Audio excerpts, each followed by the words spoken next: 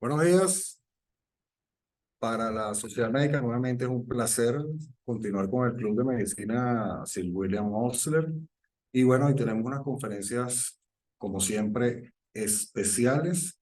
La doctora Erika se va a encargar de presentar a los expositores. Yo lo que quiero es recordarles y volverles a invitar las primeras jornadas de otorrino que se van a realizar mañana a partir de las 8:30 aquí en el auditorio. Están todos cordialmente invitados.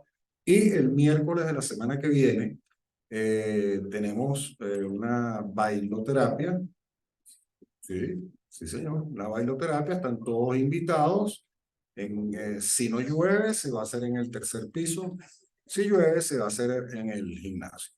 De manera pues que los que quieran ir a su bailoterapia están cordialmente invitados. Estamos vendiendo licras. Licras, ¿a qué hora? A partir de las 5 de la tarde, después va a haber un pequeño brindis para que pierdan todo lo que gastaron en la bailoterapia, lo van a recuperar en el pequeño brindis. ¿Ok? Doctora Erika, gracias. Gracias.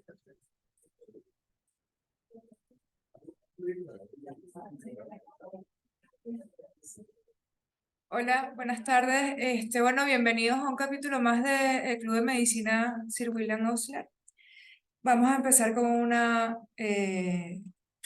breve exposición que va a dar el doctor Samir Kababa. El doctor Samir Kababa es médico especialista en medicina interna, graduado en 1986 en el Hospital Clínico Universitario, instructor de medicina interna en la Cátedra de Medicina B del Hospital Clínico Universitario hasta 1993 y actualmente se desempeña como colaborador docente del posgrado. Fundador y actual coordinador del Comité de Bioética de la Policlínica Metropolitana, cosa que creo que es una de las cosas más importantes que está en su haber. Chairman Comité Científico del capítulo de Venezuela del American College of Physicians, coordinador del Departamento de Medicina Interna de la Policlínica Metropolitana y coordinador del Premio del Cuento Julio Garmendia de la PCM. Esto de alguna manera denota que no solo somos médicos, sino tenemos una vibra que va más allá, una sensibilidad que va más allá y que nos hace ver como individuos completos e integrales. El doctor les va a hablar un poco de la ética de la prescripción médica. Y bueno, con ustedes el doctor Samir Kababa. Gracias, Erika.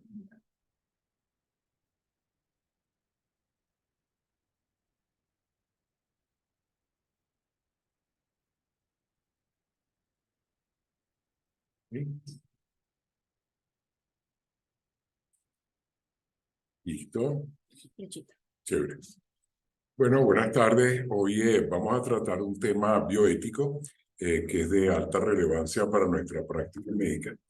Y aprovecho para informarles que hoy me presento como parte del nuevo comité de bioética que está constituyendo la Junta Directiva Administradora. Así que esta actividad, de algún modo, pues, es también una actividad del comité de bioética, en cuyo objetivo, obviamente, está la promoción del discurso bioético y también de los temas propios de la bioética. Segunda. No, esto no soy yo.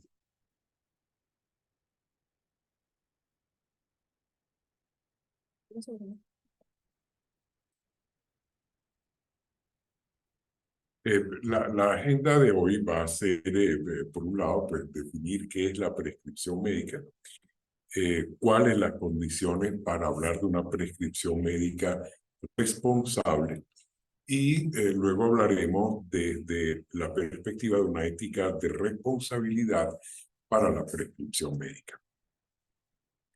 Bien, ¿qué es la prescripción? La prescripción representa la culminación del proceso de deliberación y prudencia en la toma de decisiones del acto médico. Es también la herramienta que contiene las orientaciones para la solución de los problemas de salud del enfermo. Por tanto, la prescripción es un acto clínico complejo que, además de conocimientos científicos y técnicos, requiere de las habilidades de escucha y de comunicación con el enfermo, y también de una reflexión sobre los valores que están implicados en dicho acto. En la prescripción, el médico tiene además una fundamental responsabilidad moral y legal.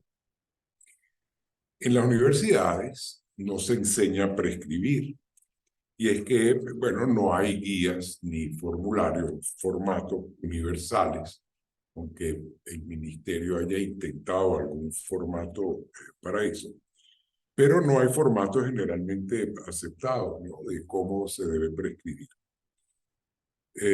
Nosotros aprendemos a hacer las indicaciones y a rellenar y firmar récipes imitando al residente de guardia o a veces al docente de la consulta externa, pero en esa acción está implicado, por supuesto, el paciente con sus circunstancias personales, y están presentes ahí en forma implícita los administradores de salud o las aseguradoras, las regulaciones y normativas del Estado, las regulaciones de la institución en la que ejercemos, y está también presente en forma implícita la industria farmacéutica y las industrias que fabrican o distribuyen los materiales médicos quirúrgicos, y obviamente estas empresas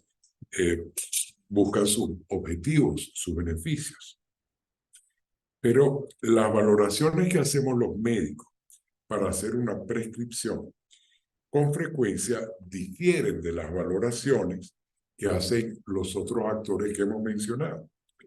Por lo tanto, en la prescripción puede haber, o frecuentemente, y si uno lo analizara con detalle, siempre va a haber alguna conflictividad entre el médico y el resto de los agentes implicados, por lo que esto requiere de una permanente reflexión de parte del médico y obviamente en beneficio del paciente.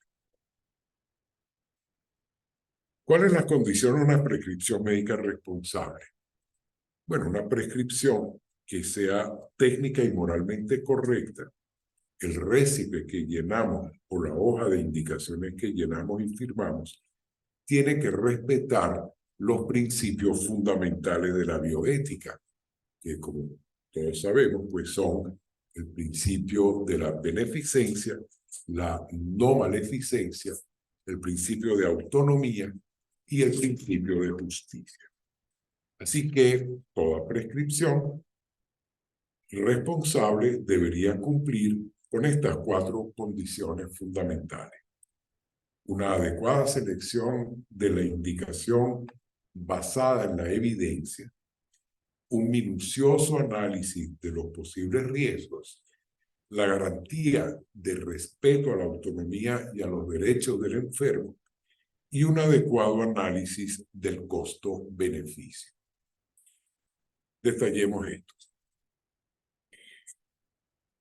La Declaración Universal sobre Bioética y Derechos Humanos de la UNESCO del 2005 y muchas otras asociaciones, entre ellas pues también el American College of Physicians, ratifican que el deber del médico es brindar al paciente el máximo de los beneficios directos e indirectos y el mínimo de probables efectos nocivos. En el ejercicio de la medicina contemporánea, estar apegado al principio de beneficencia implica seleccionar la mejor alternativa posible de los métodos diagnósticos y de tratamiento de acuerdo a la evidencia científica disponible. Y el médico, por supuesto, tiene que conocer y permanentemente actualizar de acuerdo a las evidencias. El análisis de los posibles daños. Bueno, cada alternativa debe ser cuidadosamente balanceada en términos de riesgo-beneficio. Tenemos que utilizar solo aquellos medicamentos o procedimientos que satisfagan criterios de seguridad y eficiencia, garantizando que no se somete a los individuos a riesgos desproporcionados al beneficio que se pretende. La no maleficencia implica el conocimiento de los probables efectos nocivos del tratamiento, que no solamente es necesario comunicárselos al paciente, sino que nosotros también tenemos que asegurar que podemos atender y corregir esos posibles efectos nocivos que pudieran aparecer.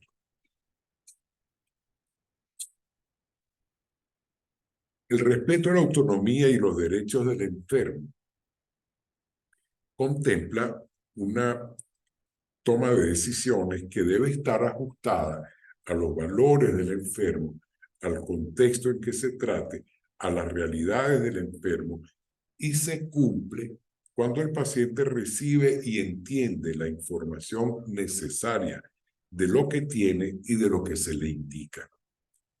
No es aceptable hoy el tratamiento que se ordene sin el consentimiento y la aceptación del paciente.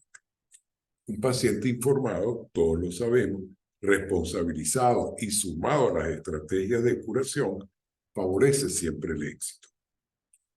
Hay que asegurarse que el paciente está en capacidad de adherirse a lo que se le indica.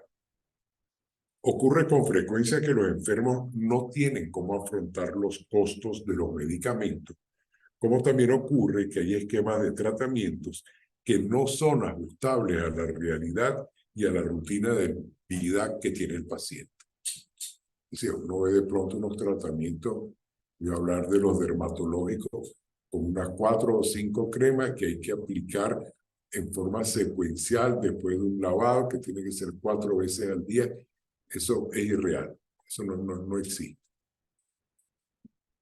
Bien, es importante verificar que el paciente puede adherirse al tratamiento indicado. Hay estadísticas, de hecho, españolas, que muestran que el 10% de los pacientes, al salir de la consulta, ya botan el récipe. Y que el 40% de los pacientes simplemente cumplen en forma irregular e incompleta o parcialmente las indicaciones. Es la relevancia de la relación médico-paciente y saber conversar con el paciente de las indicaciones. El análisis del costo-beneficio. El principio de justicia implica el conocimiento del costo-beneficio de los tratamientos. Nosotros los médicos no podemos ser ajenos a eso. O sea, aquella frase de que la buena vida es cara, hay otras vidas más baratas, pero no son vidas. O la buena medicina es cara, hay otras más baratas, pero eso no es medicina. Eso no podemos nosotros asumir. Entonces tenemos que asumir que la realidad es que tiene que haber un conocimiento de los costos y el costo-beneficio que podemos brindarle al paciente. La prescripción tiene que respetar la equidad en la distribución de los recursos y evitar la discriminación siempre. Indicar procedimientos de alto costo y de muy bajo beneficio atenta contra la eficiencia del sistema de salud. Es cuestionable la utilización de esquemas de tratamiento de alto costo y con un poco o marginal beneficio con respecto a otros tratamientos, como también es cuestionable la utilización de esquemas novedosos y que no estén suficientemente validados. También es cuestionable hospitalizar a un paciente en cuidados intensivos, por ejemplo, sin que haya criterio, o mantener hospitalizados a los pacientes por más días porque tienen una póliza que los cubre. Nosotros tenemos que respetar los recursos y defender la póliza que tiene el paciente. Eso es lo ético. Respetar el principio de justicia es respetar y hacer uso adecuado de los recursos. Pero bueno, la prescripción debe ser vista también bajo los criterios de una ética de responsabilidad, porque los resultados de esta acción clínica involucran las decisiones que tomamos o dejamos de tomar. Responsabilidad en este sentido se entiende como que lo que suceda o deje de suceder tiene que ver con lo que hagamos o dejemos de hacer, sea en forma consciente o no. Y eso tiene implicaciones morales y legales. Y compromete también las instituciones donde trabajamos. Y esta ética de responsabilidad, en esta ética de responsabilidad, hay una serie de compromisos presentes siempre. Uno, el compromiso con la competencia profesional. Profesionalismo y excelencia lo podemos asumir como algo equivalente cuando ejercemos el punto médico. Y aquí caben las preguntas. ¿Me preocupo en formarme? ¿Actualizo mis conocimientos en farmacoterapia? ¿Qué fuentes utilizo? El compromiso del médico es actualizar su vademecum personal con base en la medicina basada en la evidencia, en los consensos y en las guías de buena práctica clínica de las sociedades científicas y en general en publicaciones de fuentes no sesgadas por intereses particulares. Compromiso con el paciente. ¿Cómo es la comunicación que tenemos con los pacientes? El compromiso del médico es mantener una conversación cordial, asertiva, de sincero apoyo y que genere confianza en los pacientes para asegurar la adherencia a los tratamientos y evitar los fracasos terapéuticos por el incumplimiento. Compromiso con la distribución justa de los recursos. ¿Cuál es mi responsabilidad en el gasto? Utilizo medicamentos genéricos. La eficiencia es una obligación moral para los profesionales todos, no más los médicos. Los recursos que se despilfarren por ineficiencia en la prescripción no podrán utilizarse en beneficio de otros pacientes que podrían necesitarlos más, rompiéndose la equidad y generando injusticia. Los medicamentos genéricos son usualmente mucho más económicos que las marcas originales y son los entes de la administración sanitaria del Estado los responsables de verificar su eficiencia. Con frecuencia se nos presentan dudas sobre la legitimidad de esas aprobaciones de medicamentos genéricos, pero nuestra responsabilidad y obligación moral, tanto en lo individual como en las sociedades científicas a las que pertenecemos, es denunciar y alertar a la población cuando tengamos evidencias de que no son de equivalencia terapéutica. Relación con la industria farmacéutica.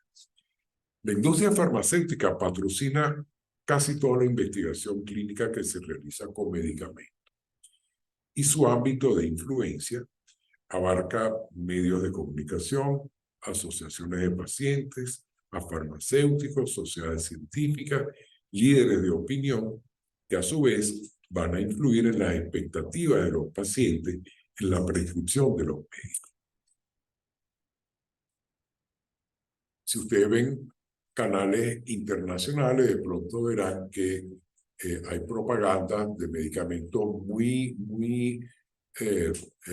precisos, muy selectivos, como antineoplásicos para cáncer de páncreas, y sale la propaganda y le dicen, pregúntele a su médico, ¿no?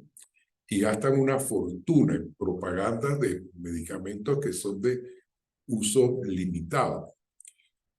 Y como no, le inculcan al paciente que le pregunte al médico, buscan imponer de algún modo pues la venta y el beneficio del laboratorio. Bueno, pero las compañías farmacéuticas deben proporcionar información científica sobre sus nuevos productos y lo realizan en los medios de comunicación, revistas médicas, sesiones clínicas promocionales y también a través de la visita médica.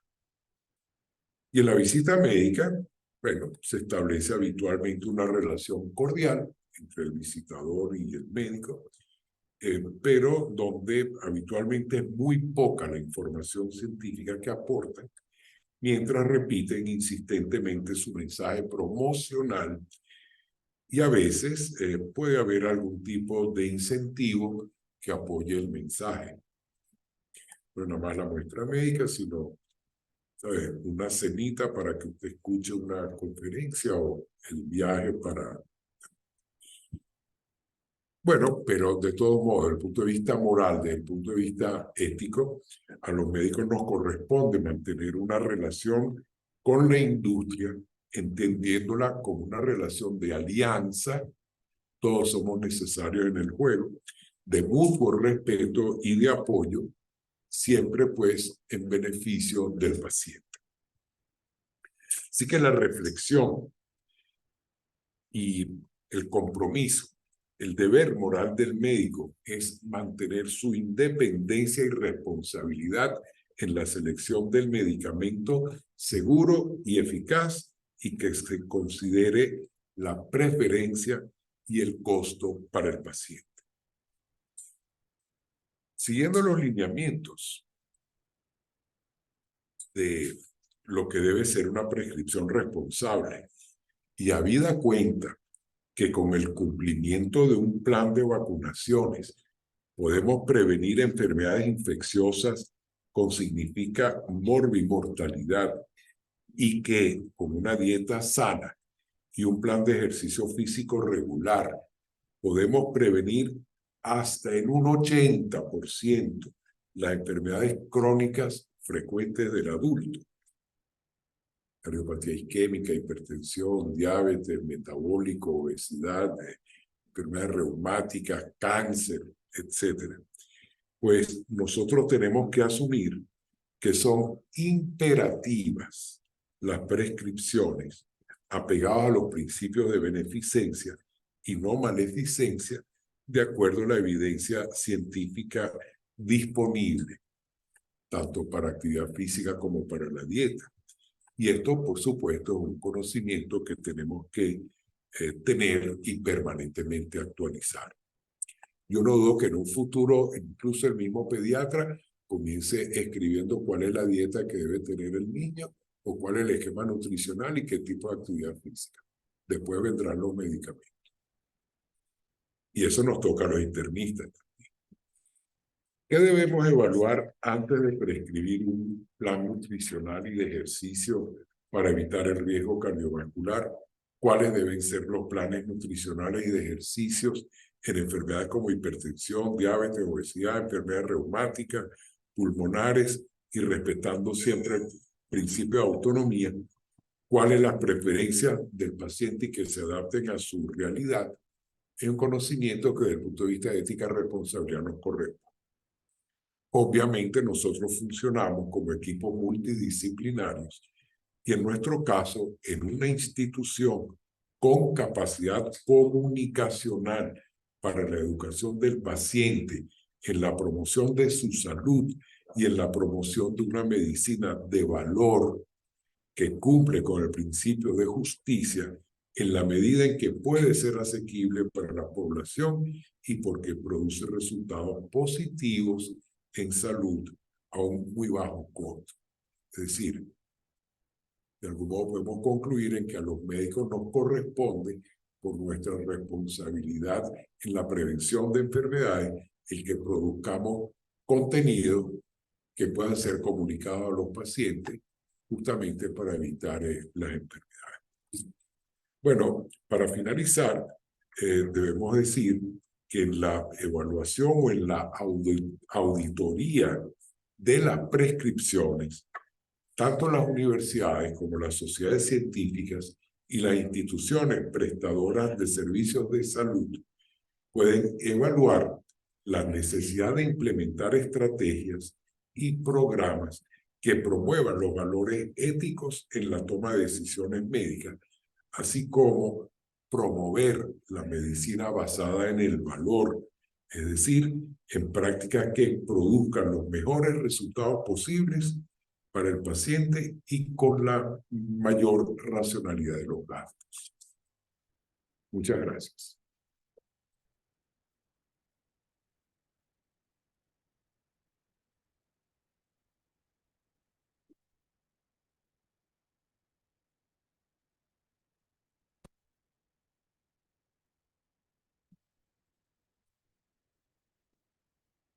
Bueno, gracias al doctor Cavada por estas breves palabras ante una situación que además de eso es cotidiana y frecuente para nosotros. Son situaciones a las que nos enfrentamos diariamente y de las cuales debemos reflexionar y avanzar en la medida que la tecnología y la farmacéutica pues avanza un poco. Ahora vamos a continuar con el club, vamos a hablar sobre la neutropenia febril y para eso nos va a acompañar la doctora Karina Araujo, médico egresada de la Universidad de los Andes en el año 2003, internista egresada del Hospital Clínico Universitario en el 2008 y hematólogo egresado en el 2009 de la misma institución de la Universidad Central. Fellowship en citogenética convencional y molecular en México en el 2012, adjunto de hematología en el servicio de hematología hasta el 2018 en el universitario y miembro de la Sociedad Venezolana de Hematología. Y junto a ella va a estar el doctor Antonio Ríos, conocido desde hace muchísimo tiempo por todos, infectólogo, internista e infectólogo, expresidente de la Sociedad Venezolana de Infectología y actualmente trabaja con nosotros desde hace 33 años. Así que bueno, bienvenidos y enséñenos todo lo que podamos sobre este tema.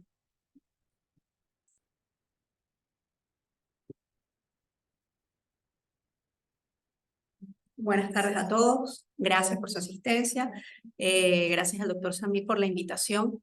Tiene unos 5 meses invitándome y no pude escapar esta vez. Bueno, el día de hoy les vamos a hablar acerca del manejo del paciente neutropénico febril, diferentes aproximaciones a un mismo problema. El doctor Antonio Ríos y yo decidimos presentarles 2 casos clínicos y pues vamos a hablar de lo más relevante que ha sucedido en estos casos y al final los discutiremos. Caso clínico 1, las iniciales del paciente, la edad 64 años, ingresó el 1 de julio del 2021 y su motivo de consulta fue fiebre de 10 días de evolución. Este paciente, 64 años, me equivoqué, procedente de la localidad, ingeniero de sistemas, vive con esposa e hija de 4 años, refiere de 7 días de evolución, aumento de temperatura sin predominio horario, tos seca a predominio nocturno, disnea a medianos esfuerzos, y 4 días antes el paciente había acudido a la emergencia de este centro, fue evaluado, se descartó COVID-19 y egresó con tratamiento sintomático. Ingresó a la emergencia, estuvo unas horas, no se hicieron exámenes de laboratorio. En ese momento habían muchos pacientes en el área de emergencia ingresando por COVID y pues se ingresaban los pacientes que estaban en peores condiciones. Este paciente realmente al momento de esa evaluación estaba estable y se descartó COVID. Es un paciente hipertenso controlado, además con bradicardia sinusal y crecimiento prostático en estudio. Al interrogatorio por aparatos y sistemas refería astenia de 3 semanas de evolución, sudoración nocturna frecuente en las 2 últimas semanas. Hábitos psicobiológicos, tabáquicos ocasionales. Al examen físico, al momento de la evaluación el paciente estaba afebril, la mucosa oral estaba seca, lo positivo, este paciente tenía hepatoesplenomegalia. Resto sin alteraciones. En sus exámenes de laboratorio, el paciente tiene 89.300 glóbulos blancos, 10.2 gramos de hemoglobina, plaquetas en 50.000 y una LDH de 2.250 unidades por litro, con un ácido úrico de 11 miligramos por decilitro. Este es el scope de la tomografía de tórax. Y ingresa a este centro, se le hace este estudio de imágenes en este momento. Realmente el paciente está, recuerden que tenía tos, fiebre y una prueba previa negativa para COVID. Este paciente se hospitaliza, se realiza un ecocardiograma transtorácico, todo está bien, se realizan medidas para prevenir síndrome de lisis tumoral, ya que es un paciente con alto riesgo de leucostasis pulmonar. El inmunofenotipo de sangre periférica es compatible con una leucemia mieloide aguda M4 de nuevo y se inicia quimioterapia de inducción con el protocolo 7x3 el día 2 de julio. El día 1, el día que inicia la quimioterapia, se acentúa la disnea y al siguiente día se decide solicitar una prueba rápida de COVID-19 que resulta positiva y se suspende inmediatamente la quimioterapia. Esta es una imagen del frotis de sangre periférica. La conducta se solicita evaluación por neumonología el 3 de julio, el segundo día de la quimioterapia. Se solicita traslado a terapia, bueno, evaluación por terapia intensiva y al siguiente día se traslada al área de terapia intensiva. Se coloca una cánula de alto flujo, el paciente tenía altos requerimientos de oxígeno, se indica, se hace la indicación de Remdesivir y tocilizumab el 4 de julio, se indican esteroides por aproximadamente 10 días, que fue disminuyéndose la dosis. El paciente mejora condiciones y egresa del área de terapia intensiva el 12 de julio del 2021 clínicamente estable. Le egresa, esta es la tomografía del 4 de julio. Aquí podemos ver algunos cambios que se habían producido por el COVID. Sin embargo, el paciente pues egresa el 12 de julio del área de terapia bastante estable.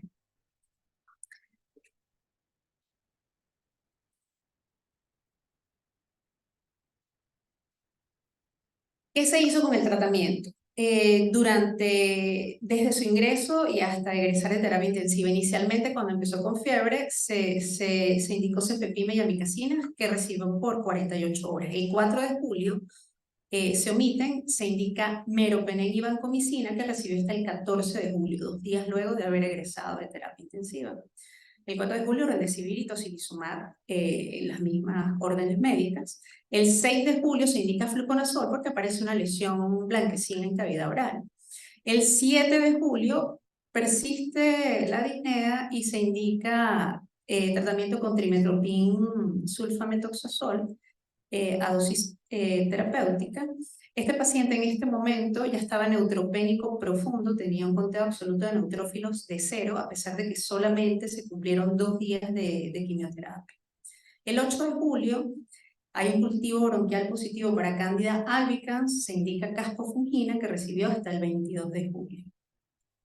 Bueno, este paciente en el área de hospitalización mejora.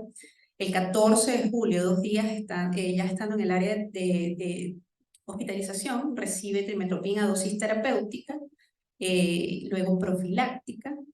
El 17 de julio hay un aumento de glóbulos blancos y se decide iniciar hidroxiuria, 500 miligramos una vez al día. Sin embargo, 2 días después, el 19 de julio, tiene 28.000 glóbulos blancos y en el frotis de sangre periférica lo que predomina son blastos de aspecto mieloide, por lo que como el paciente estaba estable, no tenía fiebre y hay ascenso de cuenta blanca, se decide iniciar quimioterapia de inducción. El paciente cumple sus 7 días de quimioterapia de inducción. El día 23 de julio presenta esta pequeña lesión, no se ve en la imagen. Sí, aquí algo se ve y aquí. Unas lesiones blanquecinas en cavidad oral. Y se inicia fluconazol, que cumple hasta el 28 de julio. El 27 de julio el paciente presenta fiebre, está neutropénico severo, de nuevo. Se inicia meropenem, que cumple hasta el 30 de julio, vancomicina, y en sus estudios bacteriológicos, en su hemocultivo en un hemocultivo se aísla una pseudomonas putida, que es sensible a cefepime. El 28 de julio empeoran las lesiones orales, se decide indicar caspofungina y clindamicina hasta el 30 de julio. Presenta diarrea, además presenta evacuaciones diarreicas y se indica metronidazol. Se realiza un ataque de tórax el 28 de julio, que es esta que está aquí. Realmente no está peor que la anterior, cuando egresó del área de terapia intensiva. Sin embargo, el paciente no mejora. El día 30 de julio se solicita interconsulta con infectología, quienes omiten todo el tratamiento y solamente deciden indicar cefepime o mantener cefepime y se indica vancomicina. Esta lesión en cavidad oral empeora y ocupa paladar duro, paladar blando, hay áreas de necrosis múltiples que fueron empeorando. Lo que pasa es que no tomé imágenes de los últimos días, pero esta es una de las imágenes donde ya podemos ver el paladar necrótico. Se solicita evaluación por otorrino el día 4 de agosto. Se indica caspofungina. Este paciente en este momento tiene fiebre constante, aparición de úlceras blanquecinas con centro necrótico en paladar blando, que progresan hasta cubrir paladar blando y duro, mucosa de las encías, y se toma muestra para cultivo y biopsia. Se indica la caspofungina hasta el 8 de agosto. El 9 de agosto se indica anfotericina bajo la sospecha de la existencia de una infección por un hongo oportunista tipo MUO. Se hace una tomografía de tórax, el paciente empeora su patrón respiratorio. Estas son las imágenes del día 9 de agosto. Pueden ver cómo está infiltrado algodonoso bilateral extenso. Y bueno, este paciente fallece el 11 de agosto. Estaba en muy malas condiciones en ese momento.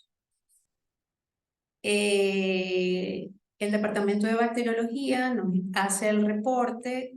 Esta es la imagen del hemocultivo, donde se evidenció o se observó una levadura que es el Saprochaete capitata. Lo podemos ver en esta imagen. Estas imágenes son tomadas de internet.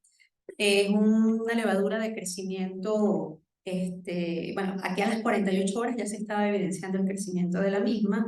Es sensible, en este caso, a anfotericina B, a voriconazol, sin embargo es resistente a caspofungina y a fluconazol. ¿Okay? Estas son unas imágenes con el microscopio electrónico.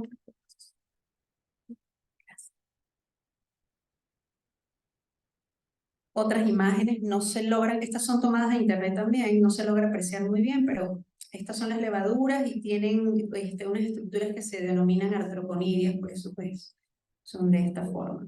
Es importante recalcar, que el doctor Ríos lo va a mencionar mejor luego, que esta es una levadura que realmente es ubicua, y en los pacientes que tienen neutropenia profunda, prolongada, ocasionan infecciones que pueden llegar a ser mortales. En este caso es muy importante recordar que este paciente pues tuvo COVID-19 en el primer momento y que además pues recibió terapia inmunosupresora. Vamos con el caso clínico 2 y al final hacemos las preguntas. Este caso clínico, bueno, es un poco más corto. Paciente de 33 años, paciente femenino de 33 años, vive con esposo, sin hijos. Su primer ingreso a este centro es el 1 de mayo del 2023. Su motivo de consulta es astenia de 3 meses de evolución. Hay un hallazgo de leucopenia y trombocitopenia leves en exámenes preoperatorios que se realizaron en enero de 2023 por una cirugía maxilofacial. Fíjense la fecha, enero, y es en mayo, cuando la paciente ingresa por primera vez a este centro. Esta paciente tiene dentro de sus antecedentes personales esta hiperamilasemia en estudio desde el 2021, sin causa aparente, ha sido pues bien estudiada. Se piensa que es una causa inmunológica lo que la ocasiona, sin embargo no ha terminado de ser estudiada. Además hay una atrofia renal derecha. Es una paciente sin síntomas B, hábitos psicobiológicos niega la importancia. Al examen físico solamente hay palidez cutáneo-mucosa y el resto no está alterado.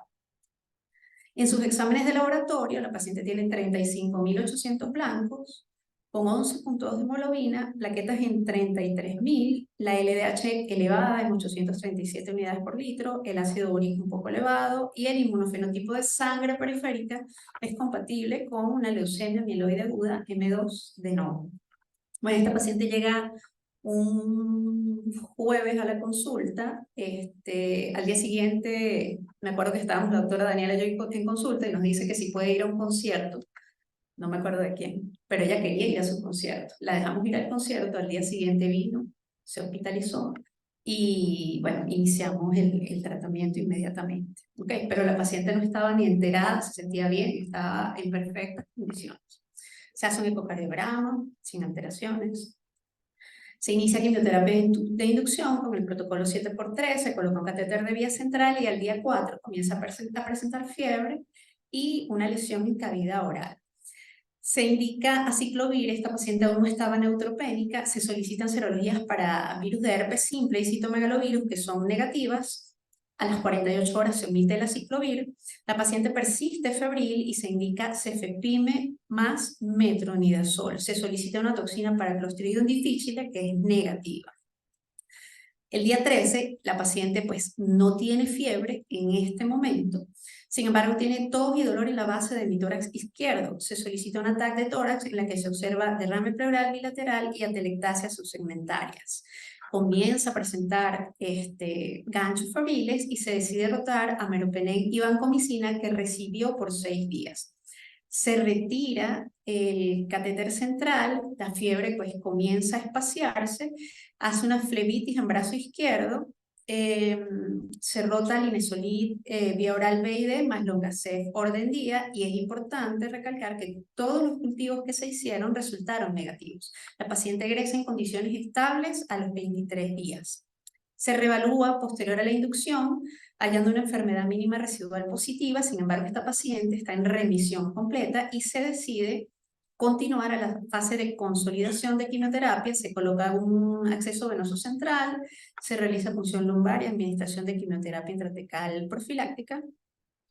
La paciente presenta evacuaciones líquidas y dolor abdominal durante el cumplimiento de la quimioterapia, y al día 6, apenas finalizando el tratamiento, comienza a presentar fiebre y evacuaciones diarreicas. Se solicita interconsulta con infectología, con gastroenterología, se solicita una PCR para Clostridium difficile que es positiva y se indica vancomicina oral. La paciente egresa a los 7 días, reingresa a las 48 horas por fiebre y evacuaciones líquidas. Se decide indicar meropenem y vancomicina intravenosos, egresa a los 5 días y como complicación presenta una celulitis periorbitaria en ojo derecho. Tuvo que ingresar por 8 días y se cumplió meropenem y vancomicina. Oftalmología la evaluó y ella tenía mucho dolor en el ojo, tenía eritema. Al final, sorpresa, la paciente tiene una pestaña que el oftalmólogo extrajo, y ese cuerpo extraño era lo que estaba ocasionando todo esto al final. Pero bueno, la paciente egresa completamente estable.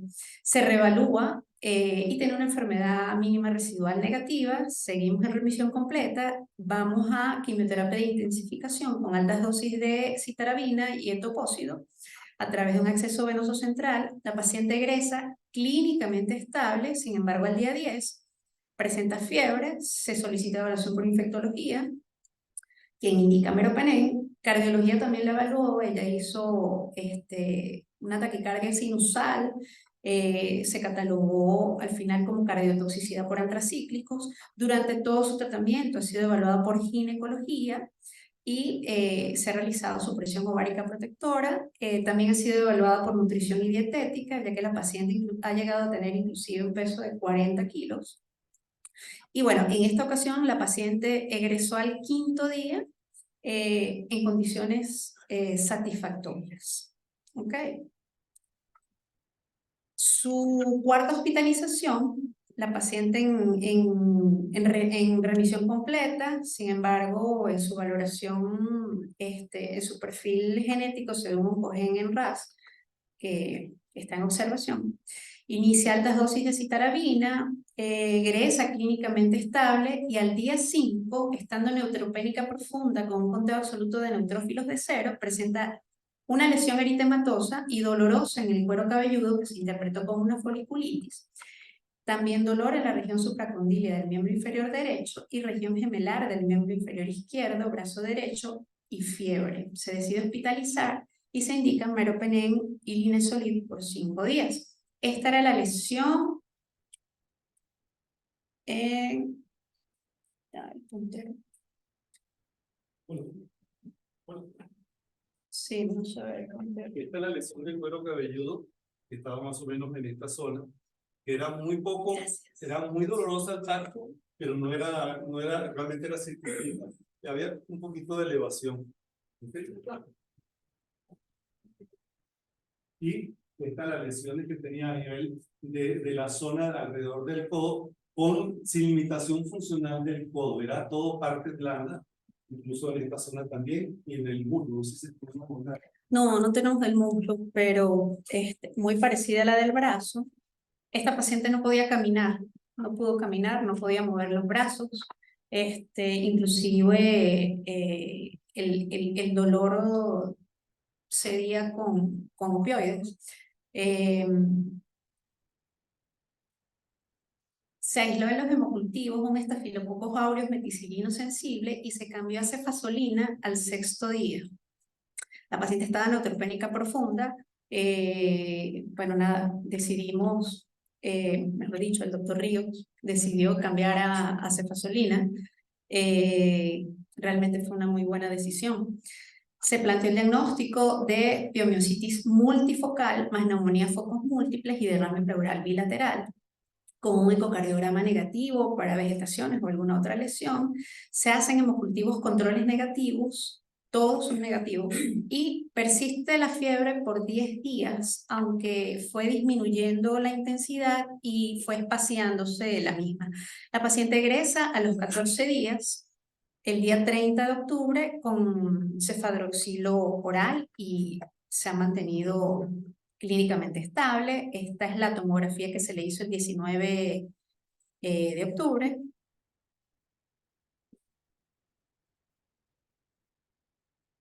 Ella tiene una tomografía previa que es totalmente normal. De hecho, en este momento planteamos el ingreso al área de terapia intensiva, pero la paciente mejoró sus condiciones con bueno, fisioterapia respiratoria y varias cosas más.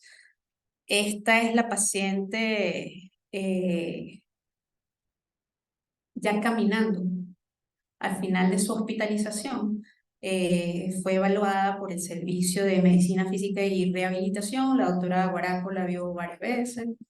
Y bueno, aquí en esta imagen ya está caminando, pero ella estuvo sin caminar por varios días y egresó con 48 kilos de peso. Realmente egresó pues bastante bien.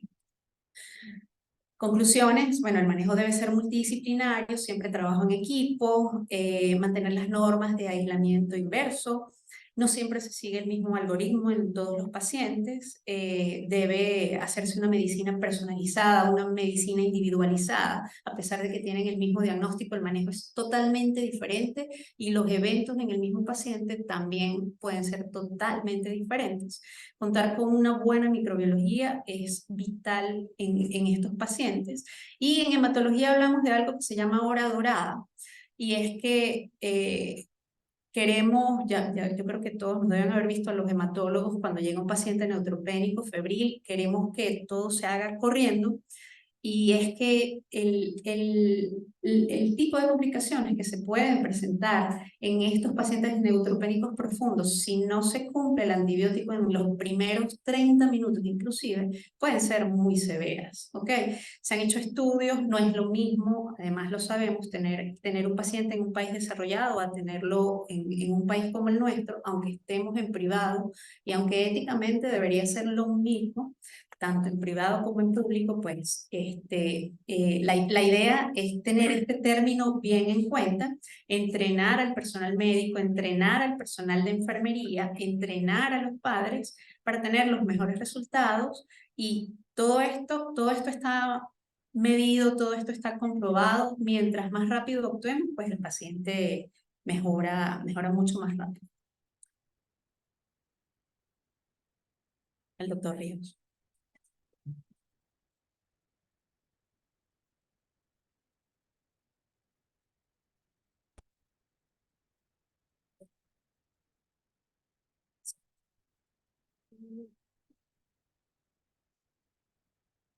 Bueno, yo voy sin apoyo audiovisual, lo que quiero es simplemente hacer algunos comentarios de estos que son por la interesante aproximación de lo que pueden ser los neutropénicos febriles. No todos se manejan igual.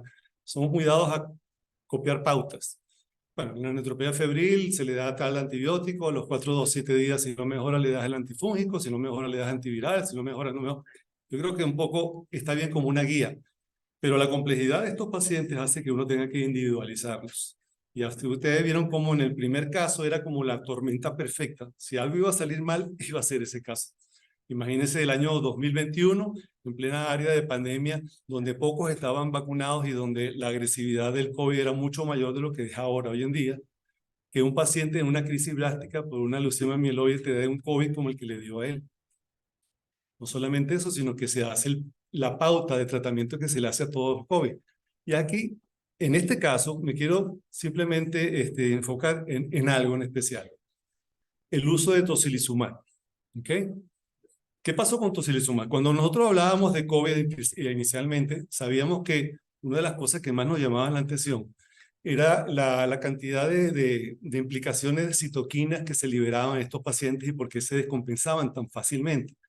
Y eso movió al gremio médico y científico a buscar alternativas de terapéuticas que no teníamos. Y ahí empezó a ver que el esteroide funcionaba bien y mejoraba la sobrevida. Y buscando estas alternativas, se utilizó el tocilizumab. El tocilizumab, como ustedes saben, es un receptor, es un bloqueador del receptor de la interleuquina 6. Y de alguna manera bloquea un poco ese efecto antiinflamatorio, este efecto inflamatorio que producen estos pacientes con COVID. Inicialmente en el año 20 se empezaron a utilizar en algunas series, algunas eran con resultados positivos, otras con resultados controversiales, hasta que en mayo del año 2021 sale el trabajo de Recovery. Es un trabajo hecho en el Reino Unido, donde se implicaron 1.140 pacientes con un brazo que le daban tocilizumab y con otro brazo que no le daban tocilizumab, en aquellos pacientes que tenían la posibilidad de que se fueran empeorando, que no necesariamente estaban en ventilación mecánica, que podían ir para allá o que necesitaban altos requerimientos de oxígeno. ¿Qué es lo que pasó con estos casos? Que ellos se vieron que mejoró la sobrevida de los que tenían tocilizumab en aproximadamente un 3% de ellos y mejoró la recuperación y la capacidad de no necesitar ventilación mecánica más o menos en un 4 o un 5%. Esto motivó a que la FDA un mes después aprobara o autorizara para forma de emergencia la utilización de tocilizumab en estos casos. Pero si le ponemos el micro a cómo hicieron Recovery, estaba muy bien diseñado porque era aleatorio, los pacientes iban a 2 brazos, era totalmente randomizado, era incluso ciego porque no se sabía cuál iba a ser en un brazo o otro, era prospectivo, pero los pacientes eran seleccionados. Cuando digo seleccionados es que no había ningún paciente que fuera seleccionado que no tuviera alguna condición secundaria que pudiera empeorar la evolución de un COVID además. Entonces, cuando uno ve eso y uno ve que la autorización de la FDA es para todo paciente con COVID, le das el chance de que todo paciente, no importa la patología que tenga, se le pueda poner tocilizumab. Ojo, yo no estoy criticando que le pusieran tocilizumab a este paciente. Hay que estar en los pies del médico que lo está indicando en un paciente que se puede complicar. ¿Okay? Y eso es importante tenerlo en cuenta. Pero en frío y un poco para lo que es la discusión de estos casos, pro y contras de haber utilizado tocilizumab en este paciente. Y esto es algo que es el derecho, es la forma de ser de por qué discutimos esto, ¿no?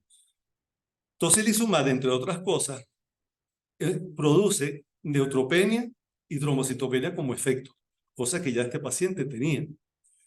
Los pacientes en el cuadro de Recovery analizaron solamente sobrevida, pero no analizaron, porque no lo estudiaron, cuáles de esos pacientes tuvieron infecciones oportunistas o infecciones sobreagregadas. En ese estudio no está. Sin embargo, en otros estudios paralelos, que eran de menos cantidad de casos, se veían que cuando utilizabas tocilizumab, había 2 veces más riesgo de producir infecciones bacterianas y 5 veces más riesgo de producir micosis invasiva. Entonces, eso es un dato a tener en cuenta. Si además de eso el tocilizumab sabemos que puede producir neutropenia y trombocitopenia, y este paciente ya de por sí tenía trombocitopenia y neutropenia, lo hace un poco arriesgado utilizarlo. Luego después, cuando nosotros utilizamos tocilizumab en pacientes inmunológicos, una de las cosas que nos dicen siempre es que no debe de ser utilizado cuando hay una infección activa, ¿Por qué? Porque puede ponerse peor. Y es un paciente que tenía neutropenia febril y que siempre había la sospecha de que había una infección sobreagregada. Entonces, ojo, ahí el tocilizumab puede ser un problema. Además hay una cosa y un dato curioso. Cuando uno utiliza tocilizumab, tiene que tener mucho cuidado porque se ha involucrado la posibilidad de que hay pacientes que si tienen tendencia a hacer perforaciones intestinales, lo pueden presentar con el tocilizumab. No se sabe exactamente por qué pasa esto, pero es muy probable que tenga que ver en dos de los sitios donde más bacterias hay en el cuerpo humano. Es en la boca y en el recto y en el colon. Los sitios donde más población bacteriana hay. El tejido mucoso del intestino grueso tiene gran capacidad linfoide, tiene tejido linfático que de alguna forma nos protege contra una serie de invasiones de bacterias. Una vez que tú le pones tocilizumab a esos pacientes, estás inhibiendo todo el sistema de linfocitos T, la capacidad migratoria de los macrófagos y la capacidad de podernos defender para cualquier patógeno intestinal que pueda estar. En los pacientes neutropénicos febriles, la principal fuente de infección por gram negativos es la vía intestinal. Entonces, ahí vimos como había una pseudomonas que se involucró al final también. Entonces, uno no sabe hasta qué punto, de dónde puede venir todas estas infecciones, incluido el hongo que tuvo al final. Entonces, en mi opinión, a pesar de que digan las pautas que el tocilizumab hay que utilizarlo, ojo, y esto es válido para todos los que son los medicamentos autorizados para uso de emergencia. Cuando te dicen que usas de emergencia, quiere decir, la emergencia es muy grande, tú lo puedes utilizar, no hay suficiente experiencia para saber qué va a pasar. Ojo, ten cuidado. No necesariamente a todo el mundo va a ir por ese aro y le va a ir igual de bien por usar tocilizumab. Y este es un paciente que, ojo, con la característica de estar en una neutropenia febril y en crisis blástica, tenía bastantes numeritos de poderse infectar, como en realidad lo hizo. Si fue esa la causa o no, no lo sé, pero muy probablemente pudo haber contribuido. Lo otro, con relación a este paciente, es el hongo. La Sapracoaeta capitata es una levadura, pero realmente se comporta como si fuera un hongo filamentoso. O sea, la capacidad de una levadura de producir estas lesiones necróticas y de invadir el pulmón, eso es muy raro que lo tenga una levadura. Eso lo hace un aspergilo, lo hace un mucor, lo hacen otro tipo de gérmenes. En este caso, porque cuando uno ve la Saprocaeta capitata, es una levadura que es inocua, o sea, vive en el medio ambiente, vive en líquidos, puede ser transmitido por la inhalación de las esporas, por vía inhalatoria, por vía digestiva o incluso por la piel. De hecho, en un paciente inmunocompetente tú puedes tener hasta una infección por Saprocaeta capitata en la uña y no pasa de ahí. Pero en un paciente con neutropenia continua y prolongada, puedes tener la posibilidad de que haga una infección invasiva como lo hizo este paciente. Hay alrededor de 140 casos reportados en todo el mundo de Saprocaeta capitata invasiva. No he visto ninguno después de un COVID. Este sería un caso que valdría la pena nombrarlo porque es una rareza. ¿Por qué hizo Saprocaeta capitata la infección invasiva? Por todas las cosas que ya sabemos, que son neutropénicos, con esteroides, con antibióticos, pero dos cosas fundamentales. Una, estaba colonizado con Saprocoeta capitata porque en esa lesión en la boca se aisló. Por eso era el interés de que el otorrino me tomara una biopsia allí, porque ahí teníamos la comprobación de que ahí estaba la Saprocoeta capitata. Y luego salió en la sangre. Y luego hizo la diseminación pulmonar, porque esa es otra. Saprocoeta capitata invade preferiblemente más el pulmón que lo que una cándida puede invadir el hígado o el vaso. Y esa es otra cosa. Cuando tú tienes una levadura que te dicen en un paciente de este, es una levadura, no es un aspergilo, pero el pulmón está full.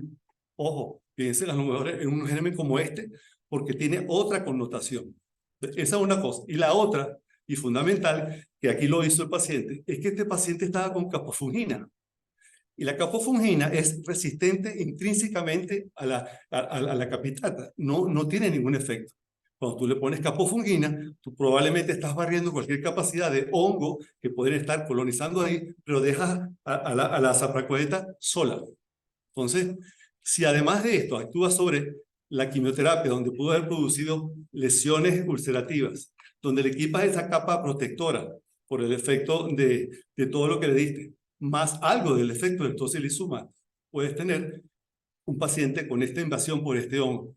Entonces, todo confluyó Yo no sé cuánto pudo haber ido, pues el tocilizumab se le puso y esto pasó después de 3 semanas. La vida media del tocilizumab son 8 días, pero sabemos que el efecto inmunológico puede durar hasta 4 semanas. De hecho, cuando uno está tratando problemas inmunológicos severos con tocilizumab, los ciclos son cada 4 semanas. Y esta recibió una dosis alta. Entonces, ¿cuánto pudo, cuánto no pudo? A lo mejor es muy fácil venir aquí y criticar eso, pero yo, honestamente, yo no lo hubiese puesto y por las razones que les acabo de decir. ¿Ok? Entonces, después, si alguna recomendación o algún comentario quieren hacer, con mucho gusto lo comentamos. Y el segundo caso que quería referirme es lo típico de un neutropénico febril, cuando está en tratamiento con quimioterapia. Las neutropenias febriles, si tú lo analizas, por ejemplo, en órganos sólidos, un 10 o 15% máximo de los tumores sólidos van a ser neutropenia febril en algún momento. Si uno va a enfermedades linfoproliferativas, como linfoma, probablemente un 20 o 25. Pero cuando das una leucemia mieloide aguda y le pones quimioterapia, cada vez que haga neutropenia, el 85 a 95% de los pacientes van a hacer fiebre. Fiebre va a ser un acompañante muy frecuente. Entonces no hay que desesperarnos porque tenga fiebre en neutropenia. Eso es lo que va a hacer la mayoría de las veces. Pero la aproximación va a ser diferente. Si tú tienes una fiebre de neutropenia microbiológicamente documentada, como pasó en este caso, o un paciente que tiene fiebre de neutropenia clínicamente con una infección documentada, pero no puedes aislarla, porque hay una neumonía, porque hay una infección de partes blandas, porque no tiene el aislamiento del germen. O una fiebre de neutropenia, un paciente que no tiene clínicamente ninguna evidencia de infección. Son 3 aproximaciones a un mismo problema. Y en esta paciente pasó por fiebre de neutropenia en varias aproximaciones. Una que a veces hacía fiebre y no tenían infección. Esos pacientes están estables, le pones el antibiótico, no tiene nada, lo das de alta pronto. Ese paciente, si tiene lesiones en boca y lo primero que estás empezando es herpes y le hace la serología herpes, está negativa, quítale la ciclovir. Por cierto, esta paciente era monorreno, tenía una atresia renal. Entonces, le vas a poner amicacina a 10 días. Le vas a poner una cantidad de cosas. Entonces, hay que ver también el manejo de esos pacientes que no tiene que ser distinto al paciente que está con completa función renal. Y luego el paciente que hizo esta infección de partes blandas por un forúnculo y cómo en un periodo de neutropenia severa tuvo la capacidad de hacer todo esto y de hacer una diseminación por estafilococo aureus. Obviamente un paciente como estos, que tiene una bacteriemia y con siempre múltiples sitios, lo primero que hay que hacer es descartar endocarditis. ¿Okay? Si la descartas, que en el caso de ella era normal, muy bien, pasamos a la otra parte. ¿Cuánto dura el hemocultivo positivo? Si después de 2 días de tratamiento efectivo, el tercer día te siguen los hemocultivos positivos estando aislados, malo, algo está pasando. O no le está dando el tratamiento adecuado, o puede estar haciendo siempre en otra parte, o tienes que dar un tratamiento mucho más agresivo. En el caso de ella, conseguimos que era un estafilococo aureus, no tenía endocarditis, y al segundo día ya los hemocultivos, después del tratamiento, estaban hemocultivos negativos. Lo que había que hacer era seguir. Una cosa importante también es que cuando un estafilococo aureus es meticilino sensible, no le des vancomicina. La vancomicina es mucho menos efectivo que una beta-lactámica, porque para eso es meticilino sensible. Y cuando es meticilino sensible, no le pongas oxacilina. ¿Por qué? Porque si le pones oxacilina versus cefazolina, la oxacilina necesita muchas más dosis. Son 2 gramos cada 4 horas. Hace más hipersensibilidad. Es hepatotóxico y atraviesa más fácil la barrera hematoencefálica. Te va a dar cefalea, te puede dar confusiones, incluso te puede dar hasta convulsiones y síndrome confusional. Entonces, en esos casos, la cefazolina es igual de efectivo. Para que le gusta entregar un poco más la microbiología, hace años había la controversia de que entre droga y droga, oxacilina era mejor que cefazolina. ¿Por qué? Porque ellos tenían un efecto inóculo que bajaba la capacidad potente de la cefazolina, que con oxacilina sí lo lograba. Y después se demostró que no era así. En estudios bien comparativos no era así. Y lo otro era que tenía la capacidad de producir e inducir betamalactamasa más fácil que la oxacilina, y tampoco fue eso. Por eso es que se quedó en cefazolina o cefacidad. De hecho, ¿qué es lo que uno le pone a los pacientes profilácticos para evitar infecciones de la herida? Le pone cefazolina, no le pone oxacilina. A esta paciente que sabía que iba a estar mucho tiempo con cefazolina, le tuve que dar, pues había 2 gramos cada 8 horas, le tuve que mantener. Y se lo mantuve por 14 días y debe de ser más, porque hizo siembra en otros órganos, sierva a distancia en partes blandas. Entonces tú necesitas después seguir con un tratamiento, si lo tolera bien vía oral, por lo menos 1 o 2 semanas más. Si esta paciente hubiese tenido un foco endocárdico que hubiese respondido a cefazolina, ya el tratamiento va para 4 a 6 semanas. Entonces, es un poco la diferenciación de que cada paciente debe ser manejado con un criterio individual de cada paciente. Por eso es que es tan fascinante ver la fiebre neutropenia y tan arriesgoso querer hacer o copiar a lo mejor patrones siempre fijos. O sea, si esta paciente, porque tiene fiebre, me hace esta siembra y tiene un estafilococo, sigue con fiebre, al 5.º día le voy a poner fotericina porque tiene fiebre. Le voy a poner un cobertor para gram negativo si lo que tiene es un estafilococo. Le voy a poner aciclovir porque es un virus. No, es el mismo proceso. Mantente en el mismo proceso hasta que ella evolucione bien y evita la toxicidad de drogas innecesarias. Entonces, bueno, yo creo que son 2 casos, dos cuadros clínicos muy representativos y que te dan diferentes aproximaciones a cómo manejar esta difícil situación clínica. Así que bueno, estamos a la orden. Cualquier pregunta, cualquier duda.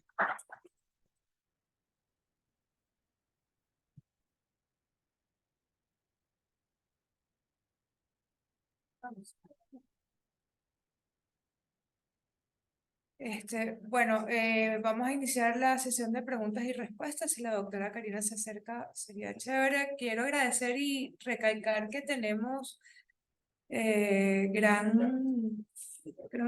bastantes personas conectadas por internet, cosa que agradecemos. Y bueno, si alguien tiene alguna pregunta por aquí. Doctor Herde, ¿tenemos micrófono? Bueno, doctor Sánchez. No, voy a hacerla. Hay un aspecto que destacar de la muy buena charla.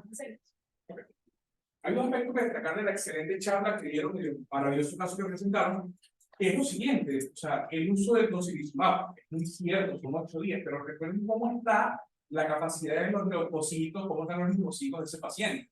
O sea, yo creo que lejos de criticar o no condicionar la respuesta de la Actemra, que desde el punto de vista de los intensivistas, o sea, yo creo que todas las personas que estuvimos manejando pacientes con COVID, que fuimos la mayoría de los pacientes, perdón, de las personas que estuvimos involucradas en la clínica, en esa temporada, nosotros vimos una respuesta antiinflamatoria tan asombrosa que todos tenemos por entendido que esta fue una herramienta muy buena para el sistema respiratorio.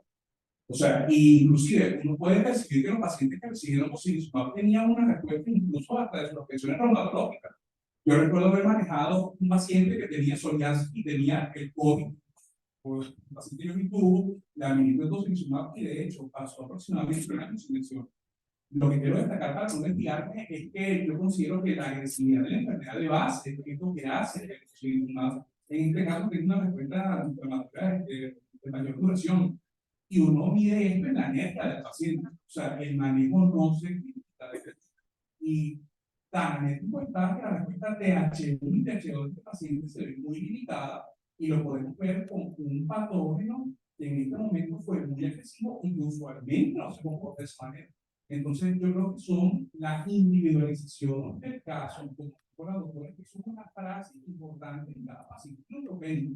Cada paciente distinto, usted puede aplicar el esquema que usted considere y la respuesta va a ser muy diferente, tanto para la consolidación de la quimioterapia o incluso la selección del próximo antibiótico. Es el único comentario, pero de hecho, interesante el abordaje de ambos casos. Y como no, o sea, hay que individualizarlo, pero insisto, para mí fue una herramienta valiosísima en el manejo ventilatorio del paciente. Por eso que comentaba que la idea no es criticar lo que ya se hizo, sino ver la enseñanza que nos deja en cada caso. De hecho, no hay ningún trabajo donde nos diga qué bondad tiene el tocilizumab en un paciente como este, porque no hay series para hacer eso. O sea, que si tú pones a una leucemia, crisis blástica y le pones tocilizumab y no le pones, no lo va a ver, ¿ok?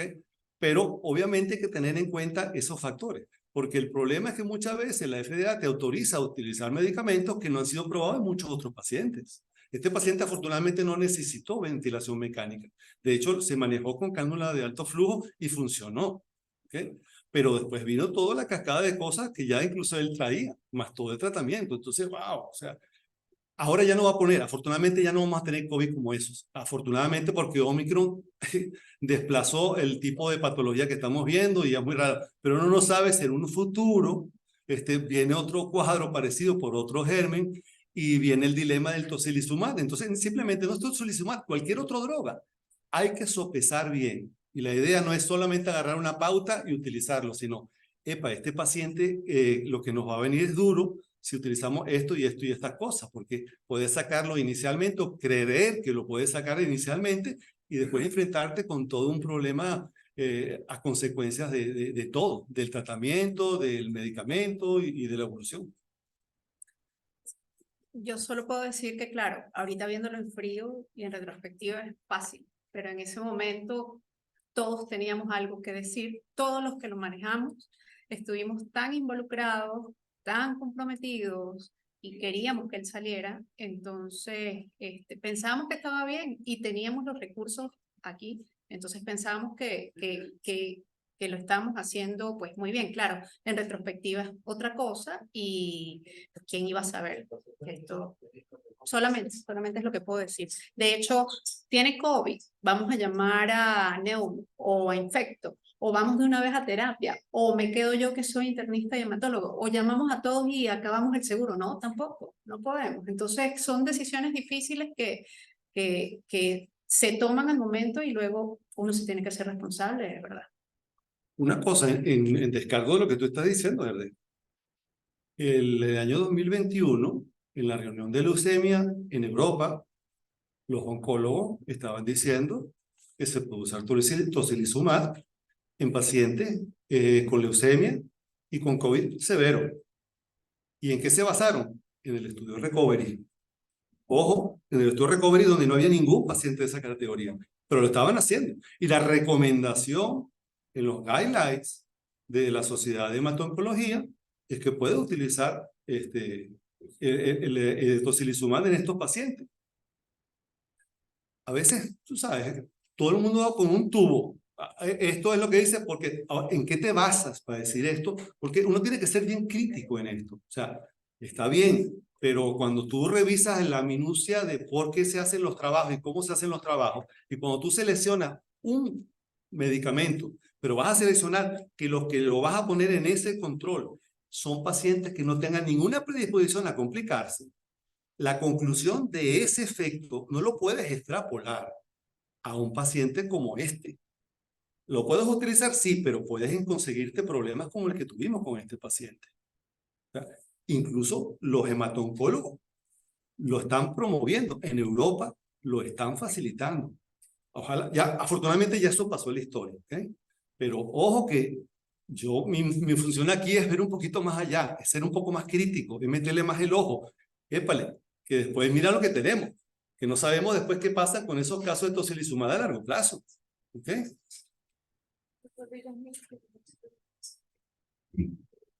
No sé, mea culpa, mea máxima.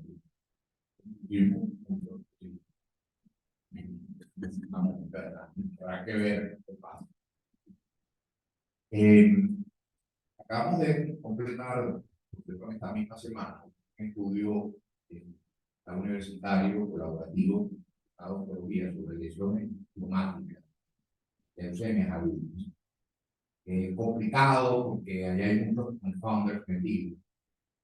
Primero es el estado bucal previo. Y lo que encontramos que se asocia más muy dura con neutropenia profunda. Son dos eventos que aquí se pueden ver. Primero, el agrandamiento inicial con infiltración de la corona de leucemia. Con la necesidad, pero incluso el paciente puede ya venir así. Y es un indicio que los doctores son inmediatamente sobre esto de salud, de la primera cosa. Y lo otro son las mucosinas. Esto, por cierto, con corrección del factor de pesaje, ¿saben? Que se lidia mucho en leucemia aguda. Controlando ese factor, aparece fuertemente asociada a una cosa que se torna, que fracasa, ya no puede sostener su propio metástasis inmune, la pérdida de su línea fundamental, que es el neutrófilo, porque precisamente se está abatiendo deliberadamente la pobreza. Entonces, luego, sobre ese terreno, nuestra experiencia muy muestra es que puede ser esto o cualquier otra cosa. Entonces empieza un poco la hora loca en que le ponen qué hacemos, etcétera, etcétera, y tienen muchas combinaciones que pueden parecer insólitas, porque la bacteriología lo guía. Entonces, la pregunta un poco que hago en el sentido de el tema profiláctico. Creo que Antonio todavía estaba en el Vargas, cuando era uso y costumbre, pincelar a los pacientes con clorocovidos en axila, línea y el plan de bueno, de alguna manera prevenía la hora terrible de la leucopenia de cáncer o que nos infectan. Ahora ya en razón de todo allá fue la ciclohexidina para que el paciente haga. Pero ¿qué se pudiera hacer desde el punto de vista profiláctico, si cabe la palabra? Porque efectivamente, como has dicho, estamos ante la única cavidad que es más séptica en la anatomía humana que el ángulo recto es la boca. Esto es razón de esta experiencia que estamos presentando. Sí, lo primero que hay que entender es que la mayoría de estos pacientes neutropénicos febriles hacen infección por sus propios gérmenes, ¿ok? Eso es lo más importante. Los pacientes que están hospitalizados, que tienen catéteres, que ya tienen mucho tiempo, pueden tener otras cosas, pero generalmente es la colonización que tienen inicialmente o la colonización que van a hacer después, agregada a mucositis, a efectos adversos, a antibióticos, a selección, una serie de cosas. Obviamente, como dije inicialmente, la boca, el recto y el colon son los sitios donde más infecciones hay. Y si tú tienes a veces un paciente, porque a veces debutan, los leucémicos a veces se manifiestan por lesiones en boca. De repente es un absceso que no evoluciona bien, unas infecciones a repetición en la boca, porque, bueno, porque es la forma de cómo ese paciente está diciendo que no se está defendiendo. Por supuesto, la higiene bucal es fundamental. Obviamente que uno tiene que siempre que revisar eso, y cuando son pacientes que están en un periodo donde van a recibir quimioterapia, hay que tratar de lo posible de hacer una limpieza bucal lo más evidente, y es lo ideal. Ahora, todos estos baños de jabones y todo eso no tiene la importancia, sino simplemente si no nos lavamos las manos para tocar a los pacientes, ¿no? Entonces, porque muchas veces somos nosotros, o sea, lo llenamos de eso, pero estamos hablando con el paciente y atendiendo el celular y no lavándonos las manos. Entonces, yo creo que un poco lo que estaba diciendo Karina hace poco, lo del aislamiento inverso, es en el sentido de proteger al paciente, de no invadirlo nosotros con lo que ya, además de lo que él ya tiene. Entonces, la cavidad oral, por supuesto, así como la cavidad oral, la evaluación del recto. El recto es una de las condiciones que a veces no da manifestaciones, sino muy pequeñas, pero puede ser el origen de la infección en neutropénico febril. A veces un pequeño eritema, un pequeño dolorcito, aunque no tenga nada, puede ser la causa de la infección, porque esa es otra de las zonas más importantes, ¿no? Así como los catéteres cuando son catéteres permanentes. O sea, todo. Por eso es que es difícil meter eso en una pauta y que todo el mundo vamos por ese lado.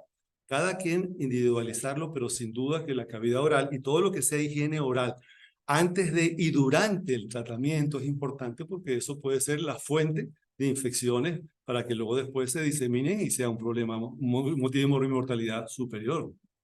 Un pequeño comentario nada más. O sea, en una leucemia mieloide aguda o en una LLA o sea, aguda, es difícil tener el paciente con la boca ideal. El paciente llega con ortodoncia, el paciente llega con una caries que ahorita es que se quiere arreglar, por ejemplo. Entonces, de verdad que es una bomba de tiempo. Suena bien decir, bueno, vamos a darle profilaxis. No, así no es de sencillo. Vamos a darle un poquito de clorhexidina, puede ser, pero realmente es una cuestión aguda. Yo quería comentar algo, en verdad, mi poca experiencia utilizando tocilizumab en neumocomuna.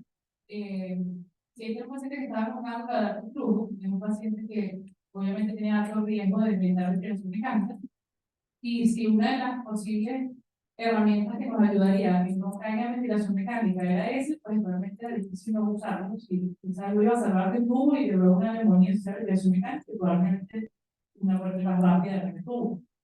Y lo otro es que cuánto tiempo debemos esperar en un paciente neutropénico profundo y contenido que viene recibiendo un quimio-candina y no mejora, y sabemos que hay una levadura en el cielo, cuánto tiempo debemos esperar para abordar rápidamente por medicina, aunque sea monogénico, porque no debemos estar. Si ya tenía 48, 72 horas con quimio-candina y no mejoraba y seguía, y lo único que estaba creciendo era eso, creo que valía la pena también hacer un tratamiento a riesgo. Si luego se daña el riñón, el riñón que tiene, bueno, pero creo que sí hubiera sido una opción, no sé. No, este paciente no, el monorrea no era el segundo. No. Después la fotericina. Claro. Fíjate, si tú tienes un paciente con capofungina y te están diciendo que a pesar de la capofungina está creciendo una levadura, olvídate de la capofungina, para empezar. Claro. O sea, eso tienes que rotar. Y no es que lo vas a rotar a fluconazol, no. O sea, si tiene una levadura, muy probablemente sea resistente a capofungina y, ojo, muy probablemente sea también resistente a imidazólico. Por eso ahí el tratamiento sin saber y de entrada debería ser anfotericina. ¿Okay? Hay dos problemas. En buena ley, este paciente debería ir a anfotericina liposomal. ¿Okay? La anfotericina liposomal cuesta alrededor de $1,000 diarios. ¿Okay? Que no se consigue tan fácil. Y que además este paciente, en la forma en que se estaba presentando, tenía una condición de base que muy probablemente ni anfotericina liposomal ni nada. Este paciente estaba declarado ya listo. ¿Por qué? Porque lamentablemente tenía una condición de inmunosupresión muy mala. Ya, yo no planteé nunca que debía tener este hongo. Yo planteaba inicialmente cuando vi la lesión, que esa lesión debía ser biopsiada porque podía haber un músculo y había que cambiar a anfotericina. Pero el problema es que también tenía trombocitopenia, había que transfundirlo, plaqueta para hacer la biopsia, todo esto. Y cuando hay la evidencia de que tiene esa lesión necrótica, es que se le cambia la anfotericina, pero esto fue un cuadro de un día para otro. O sea, este paciente empieza a hacer esa necrosis en 24 horas y se empieza a deteriorar rápidamente la conciencia en otras 24 horas y al otro día ya está muerto. Entonces, obviamente que es muy difícil, ¿no? O sea, no es lo mismo el paciente febril neutropénico que tiene fiebre y que está en buenas condiciones y que sigue con fiebre y que no tiene ninguna otra evidencia de infección. No necesariamente tienes que ponerle anfotericina o capofungina de entrada al cuarto 5 días si están bien. O sea, tú tienes como la paciente mía. La paciente tiene un estafilococo, no tuvo 4 ni 5, tuvo casi 10 días de fiebre. Pero la fiebre sabía por dónde venía. No le voy a poner anfotericina porque el libro dice que a los 7 días hay que ponerle anfotericina o ponerle otro antibiótico. Hay que enfocarle en lo que tiene. Para eso estás haciendo cultivos después y estás viendo que no tiene otra cosa. El problema es que no nos podemos dispersar. Y en estos pacientes a veces ponerle mucho es hacerlo mal. Entonces, yo creo que la idea, si tú microbiológicamente quieres trabajar bien, porque tú sepas qué hacen los cultivos, ¿para qué no sigues el seguimiento de la clínica? La clínica te da un poco más allá que la pauta que te va a dar el tratamiento. El tratamiento te ayuda a reforzar lo que tú estás haciendo, pero tienes una clínica y tienes una bacteriología que te respalda. Ahí es donde tú tienes que ser lo más objetivo posible. Y en esos pacientes donde están neutropénicos febriles en malas condiciones generales, donde no tienes foco, o puedes tener foco, pero no tienes bacteriología, ahí muchas veces hay que sumar cosas, porque es verdad, no puedes esperar que se deteriore. ¿Okay? Con relación a tocilizumab, que está bien, yo no los critico eso, pero cuando tú ves el recovery, 3 a 4% menos chance de ventilación mecánica, 3 a 4%, estamos hablando de 1,140 pacientes. Es poquito, pero 3 o 4% de eso que no tienen efectos secundarios porque no tienen otra patología de base. Entonces, ojo, ¿es la panacea poner tocilizumab a esos pacientes? Bueno, no estoy seguro. Yo lo he puesto, yo a todos los pacientes que tenía, que estaban en condiciones críticas cuando tenían tocilizumab, no hubo uno que no se lo pusiera. Solamente que yo me planteo, en este paciente en crisis blástica, lo hubiese pensado 20 veces y a lo mejor no se lo hubiese puesto. Simplemente es una... Pero estoy ubicándome en ese momento. No es fácil en el momento que tenías ese paciente. Ahora, lo que quiero con esta discusión es que si esto se vuelve a presentar en otro futuro, también sepamos riesgo-beneficio, si se justifica o no. Y eso es un poco el ejercicio y la razón de ser de esta discusión.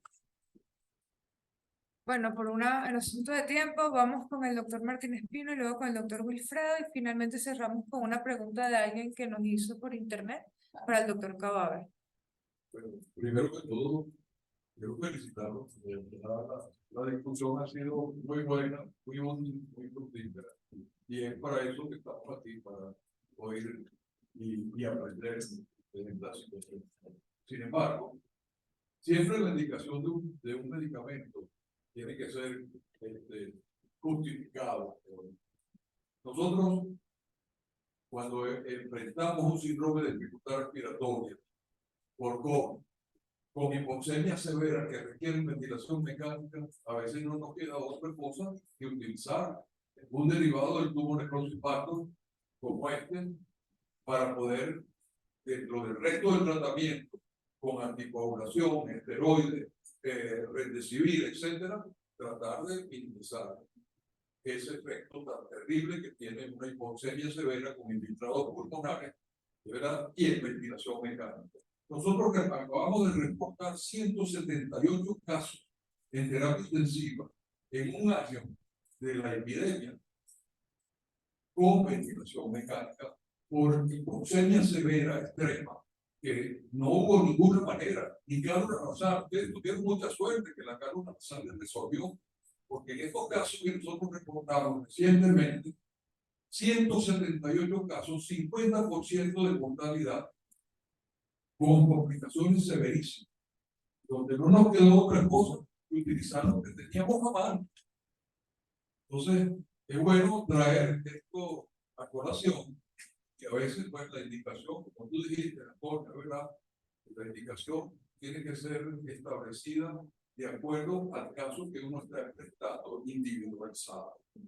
Pero quería hacer colación a estos datos sobre este trabajo que presentaba de los 178 casos en ventilación mecánica, con manejo difícil y 50% de mortalidad, como ha sido en casi todas las terapias intensivas que han tenido que enfrentar estos casos. Gracias. Buenas tardes.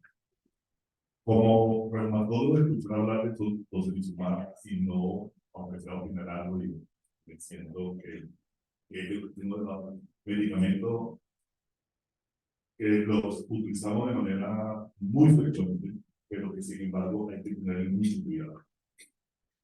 Yo con 20 años reumatólogo creo que puedo contar los pacientes a los cuales he puesto tocilizumab con la mano izquierda y me sobra mejor. Prefiero utilizar otro. ¿Por qué? Porque involucra no nada más bloquear el receptor soluble, sino también el receptor llegado a la membrana y toda esa cascada abajo, lo que significa desde el punto de vista de un individuo con una enfermedad inmunológica, que principalmente lo utilizo. Yo no trabajo en terapia intensiva. Sin embargo, el doctor Río dijo algo muy importante, o sea, este es un paciente que está neutropénico. Y cuando él pregunta que no se sabe la causa todavía por la cual el tocilizumab tiene un gran porcentaje en relación a los otros biológicos de producir perforación a nivel gastrointestinal, justamente es por eso. O sea, se dice que la perforación se debe por la pérdida de esa flora bacteriana normal que habita en esa zona, y si el paciente está neutropénico, por supuesto, está más respetado de eso, y si le estamos dando un producto biológico que justamente influye ahí, eso va a agravar y va a producir que haya un porcentaje incrementado de perforación.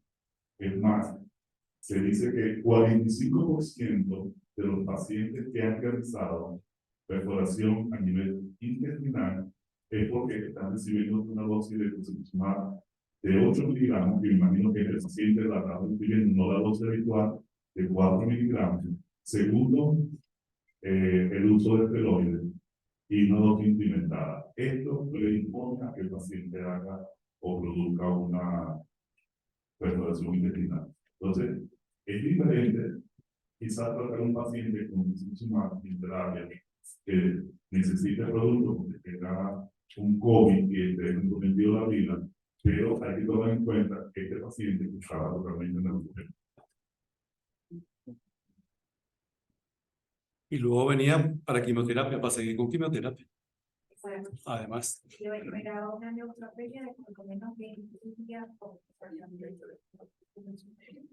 Bien, para cerrar, hay una pregunta para el doctor Samir. Dice, excelente charla, pero quisiera tu opinión sobre el hecho de las farmacéuticas que compran nuestros récipes a la farmacia para orientar a la visita médica.